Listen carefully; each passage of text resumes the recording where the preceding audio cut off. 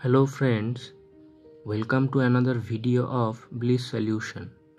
সবাইকে রাখি পূর্ণিমার শুভেচ্ছা জানিয়ে আজকের ভিডিওটি শুরু করছি। আজকে আমাদের আলোচনার বিষয় পশ্চিমবঙ্গ মধ্যশিক্ষা পর্ষদের ক্লাস 9 এবং ক্লাস 10-এর গ্রামারের প্রশ্ন উত্তর। ধারাবাহিকভাবে গ্রামারের প্রশ্ন উত্তর ধীরে ধীরে পোস্ট করা হবে। প্রথম প্রশ্ন, I do not know it। ইনস্ট্রাকশনে বলা হয়েছে make it an affirmative sentence. Affirmative sentence বলতে আমাদের ইতিবাচক বা পজিটিভ সেন্সে নিয়ে যেতে হবে। যখন এই ধরনের বাক্য দেওয়া হবে সেই বাক্যে নো, নট, নেভার এই ধরনের নেগেটিভ শব্দগুলি তুলে দিতে হবে এবং বাক্যের অর্থ অপরিবর্তিত রেখে আমাদের ইতিবাচক বাক্যে পরিণত করতে হবে। তাহলে আই ডু নট নো ইট এর মানে হচ্ছে আমি এটা জানি না।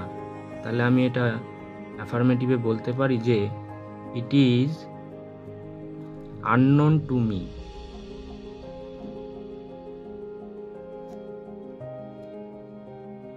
তার মানে দাঁড়ায় যে এটা আমার কাছে অজানা। তাহলে দুটো বাক্যেই কিন্তু অর্থ ঠিকই আছে। পরের প্রশ্ন, every mother wants to protect her child.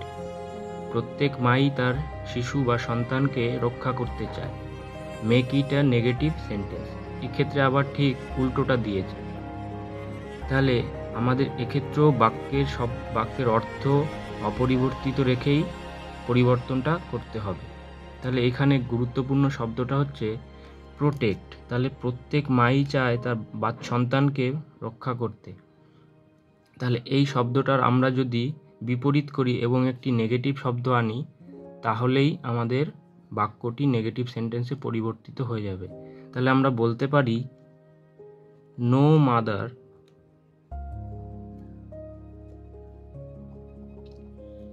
Wants to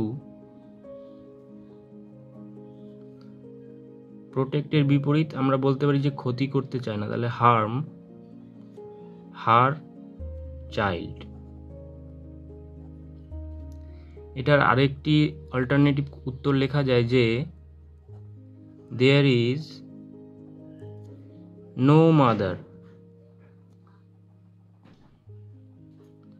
who does not want to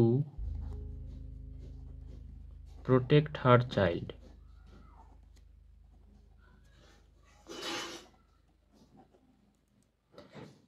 এই দুটো বাক্যই কিন্তু একই সেন্স বোঝাচ্ছে এবং এটা একদম পারফেক্টলি অলরাইট।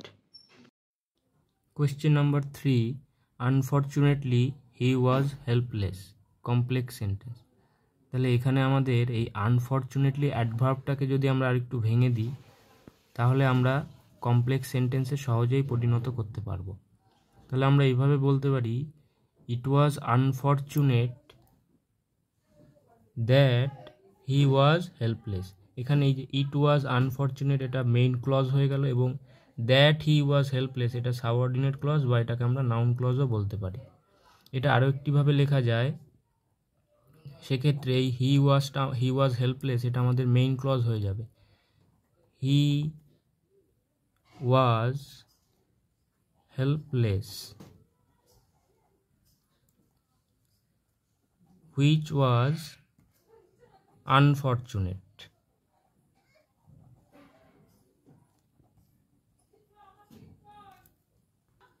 দ্বিতীয় বাক্যটিতে হি ওয়াজ হেল্পলেস এটি মেইন ক্লজ এবং হুইচ ওয়াজ আনফর্চুনেট এটি আমাদের সাবঅর্ডিনেট ক্লজ হয়ে গেল। Rimil is better than any other girl in the class. Use the positive degree of comparison. Degree সবসময় অ্যাডজেক্টিভের হয়। এখানে এই বেটারটি হচ্ছে কম্পারেটিভ ডিগ্রিতে আছে এবং এই বেটার কোথা থেকে এসেছে? বেটার এসেছে গুড থেকে। Good, better, best. তাহলে আমাদের যেহেতু পজিটিভ ডিগ্রিতে বলেছে তাহলে আমাদের গুড বেটারটাকে গুডে পরিণত করতে হবে। তাহলে তার জন্য আমাদের দরকার no other girl in the class is as good as Rimil. তাহলে এই যে বেটার কম্পারেটিভ ডিগ্রির পজিটিভ ডিগ্রি আমরা পেয়ে গেলাম গুড, এবং এক্ষেত্রে দুটো বাক্যেরই মিনিং সেম, কোনো পরিবর্তন হয়নি বাক্যের মিনিংয়ে। Question number 5, gold is a metal, it is precious. Gold একটি ধাতু এবং এটা মূল্যবান।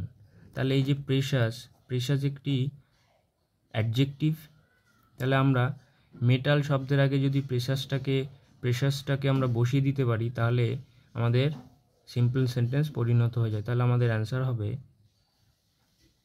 Gold is a precious